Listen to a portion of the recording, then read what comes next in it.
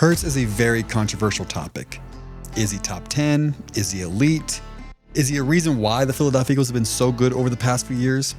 Or is he merely the weakest link on a stacked team? Well, before we can answer those questions, we first have to dive deep into the intangibles to answer the question, just who is Jalen Hurts? But first, let's run it.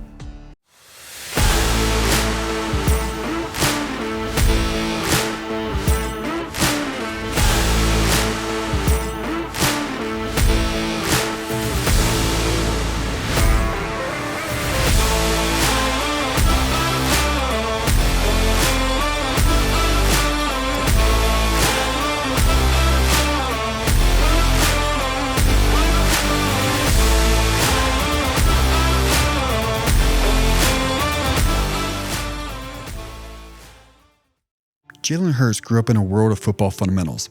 His dad, also was head football coach at Channelview High School, a suburb out of Houston, Texas, brought him up with certain principles and a work ethic unmatched by his peers. Though Hurts was a strong powerlifter and participated in track, it was football that kept him grounded. Though his high school team never won a state championship, he put up impressive stats including 3,700 yards and 51 touchdowns. He was a 4-star recruit coming out and heavily pursued by Alabama and Texas A&M before eventually committing to Alabama, where he would become the starter 2 games into his true freshman season, becoming Alabama's first freshman starter at the position in 32 years. Hurts set the college football world on fire, rushing for 954 yards, a new school record for rushing yards by a quarterback, and totaling 36 touchdowns.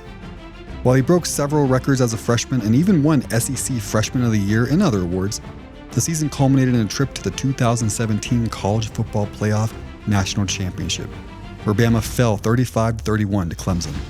The next season, Bama was thrown around as a sure pick to win the national championship, and sure enough, with Jalen Hurts at the helm, they got there.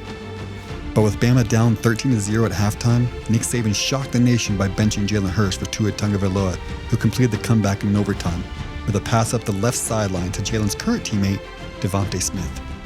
Jalen never wavered. He returned to Alabama the following season as a backup to support his team and teammate Tua Tagovailoa.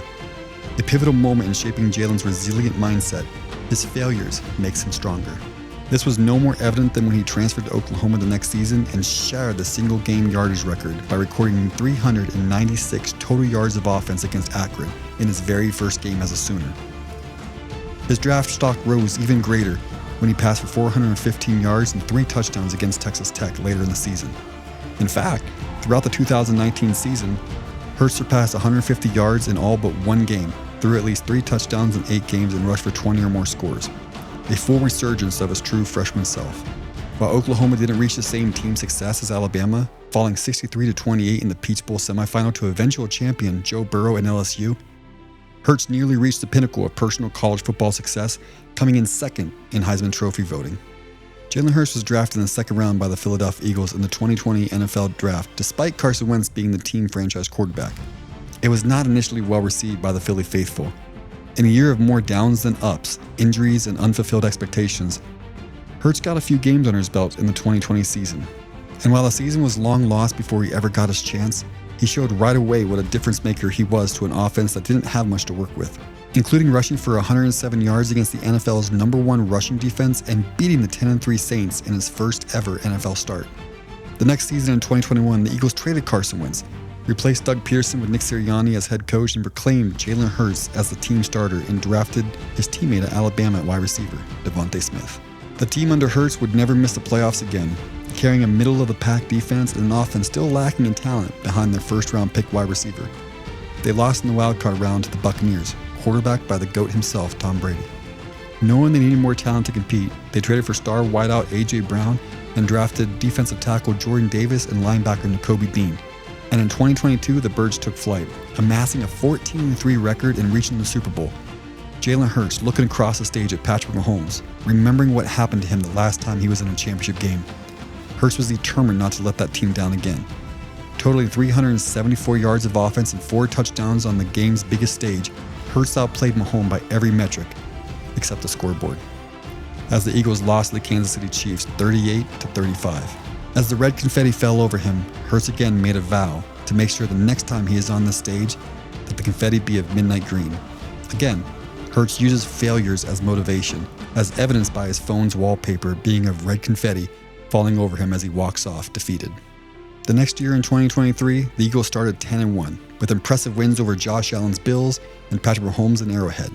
The Eagles looked poised to go right back to the big game, but injuries and a defense that was seemingly falling apart overnight began to collapse as the Eagles lost 5 of their last 6 games to end the regular season.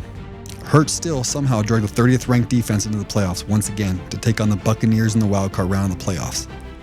With no A.J. Brown and a defense that couldn't cover the middle of the field, the Eagles fell once again. The 2024 season didn't start out like most would hope. At 2-2 heading into their early bye week, it seemed like most that this had the feeling of another early playoff exit. But coming out of their bye week, the Eagles rattled off 10 straight wins before clinching the second seed. The offense was humming on the ground, behind all-pro running back Saquon Barkley rushing for over 2,000 yards. The questions were in the passing game, and after a sloppy slugfest win against the Packers in the wildcard round, and a surviving win in blizzard conditions against the Rams, the questions about the passing game got even louder.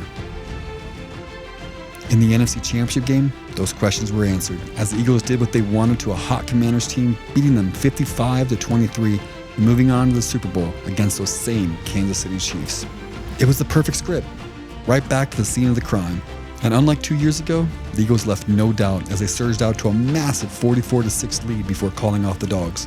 Hurts once again was sensational on the big stage, this time getting the win and Super Bowl MVP honors. The demons finally vanquished, the critics finally silenced. And as he sat on the floor by himself, cigar in his lips and a Super Bowl trophy between his legs, he reflects on his journey. People talk about top 10 lists and whether someone is elite or average, if they have too much help around them, or if they elevate the play of others. How much value do we put on the intangibles?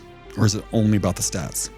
Stat-wise right now, as of this recording in the 2025 season, Jalen Hurts is top 5 in total touchdowns. He's top 5 with the fewest amount of interceptions when you handicap it to having at least 20 touchdowns thrown. He's top 10 in passer rating. He's 14th in passing yards, but when you combined everybody's rushing yards, he's top 10 in total yards. Does that make him a top 10 quarterback to you? I'm not really sure. Tell me what the metrics are, and I'll tell you if he's a top 10 quarterback. Does Jalen Hurts have weaknesses? Absolutely. Which quarterback doesn't? Jalen Hurts benefits from structure, more than most elite quarterbacks. Now, that statement shouldn't be controversial, but it is, because structure gets treated like a weakness, but it's really a multiplier. You see, Jalen Hurts is at his best when advantages are defined, when reads are clean, when leverage is clear, when the team is ahead of the sticks. In that environment, he's decisive, physical, and ruthless. And I know what you're thinking. Every quarterback is better when things are in place like this. Absolutely. But Jalen can turn design into pressure and pressure into control. The pushback only comes from comparison. When fans hold up quarterbacks that survive broken plays, who invent answers on the fly, and who makes chaos feel normal. But Hurts doesn't live there. He doesn't chase disorder, he amplifies order. He makes structure heavy instead of fragile. So, is him benefiting from structure a flaw? Or is it just a different way to dominate games? Some people believe that quarterbacks should transcend systems. Other people believe that quarterbacks should master them. Jalen Hurts sits firmly in that second camp.